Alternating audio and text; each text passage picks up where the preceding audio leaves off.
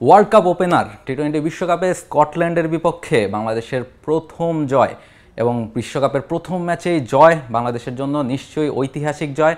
কেননা বিশ্বকাপে বাংলাদেশ অনেক দিন ধরেই এমন একটা জয়ের অপেক্ষাতে ছিল বাংলাদেশের মেয়েরা, এবং এই বিশ্বকাপের জয় কি বাংলাদেশের টি-20 বিশ্বকাপে প্রথম জয় কিনা এমন একটা প্রশ্ন আপনার মনে থাকতে পারে। এছাড়া কাদের হাত ধরে এলো এই জয় এবং বাংলাদেশ কি এই বিশ্বকাপের সেমিফাইনাল খেলতে পারবে কিনা, পথটা কতটা কঠিন, সেই সব কিছুই জানাবো আপনাদেরকে। 10 বছর পর টি-20 বিশ্বকাপে বাংলাদেশের জয়।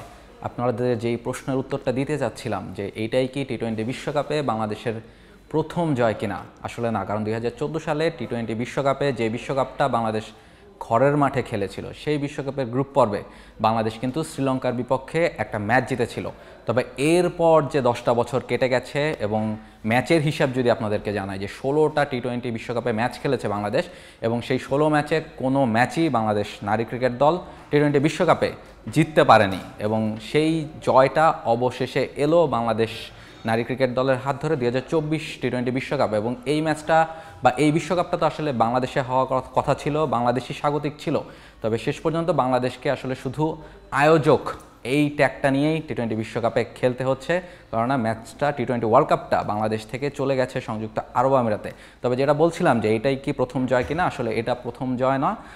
এর আগেও শ্রীলঙ্কার বিপক্ষে টি-20 বিশ্বকাপে বাংলাদেশ একটা ম্যাচ জিতেছে। তবে 10 বছরের যে লম্বা একটা খরা, সেই খরা কিন্তু এই ম্যাচের মধ্য দিয়ে বাংলাদেশ কাটিয়ে উঠতে পেরেছে এবং প্রায় 10 বছর এবং 16 ম্যাচ পরে টি-20 বিশ্বকাপে বাংলাদেশ স্কটল্যান্ডের বিপক্ষে একটা জয় পেল। এবং এই জয় বাংলাদেশকে বিশ্বকাপে বা এই টি-20 বিশ্বকাপের পরবর্তী যে ম্যাচগুলো আছে সেই ম্যাচগুলোতে আরও ভালো পারফর্ম করার জন্য একটা অনুপ্রেরণা হয়ে কাজ করবে। টি-20 বিশ্বকাপে প্রথম জয় তো এলো, তবে কাদের হাত ধরে এলো সেদিকে একটু নজর দেওয়া যাক।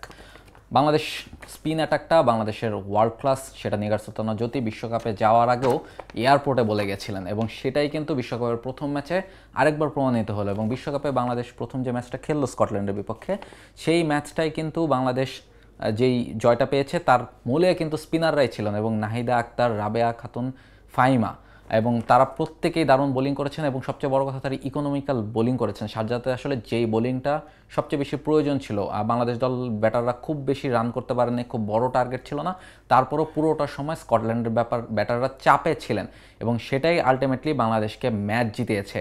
এবং আরেকটা যে ভয়ের জায়গা ছিল বাংলাদেশের জন্য, সেটা হচ্ছে বাংলাদেশের টপ অর্ডার ব্যাটাররা রান পাচ্ছিলেন না। সেই জায়গাটা থেকে আজকে সাথী রানী এবং শোভানা মুস্তারি রান করতে পেরেছেন, সেটা বাংলাদেশকে একটা বড় অ্যাডভান্টেজ এনে দিয়েছে। বাংলাদেশ কিন্তু শুরুর দিকে রান করতে পারে না, এবং সে কারণে বাংলাদেশকে অনেক ম্যাচ হারতে হয়েছে। বাংলাদেশ টপ অর্ডার থেকে রান আসছিল না।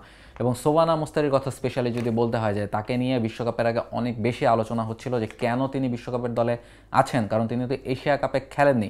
ফলে তিনি আসলে কোথায় প্রমাণ করলেন, কিন্তু বাংলাদেশের নির্বাচকরা তার উপর আস্থা রাখতে চেয়েছেন এবং অনেক দিন ধরে আস্থাটা রাখছেন, কারণ তাদের মনে হয়েছে যে টি-20 ক্রিকেটে শোভানা মুস্তারি বাংলাদেশের জন্য একজন প্যাকেজ হয়ে উঠতে পারেন। এবং আলটিমেটলি প্রথম ম্যাচে যে জয়টা বাংলাদেশ পেল, তার মূলে কিন্তু তার ব্যাটিংটাই ছিল। তিনি 36 রানের একটা ইনিংস খেলেছিলেন, সেই ইনিংসটার ভিত্তিতেই কিন্তু বাংলাদেশ সহজ জয়ের পথে এগিয়ে গিয়েছে।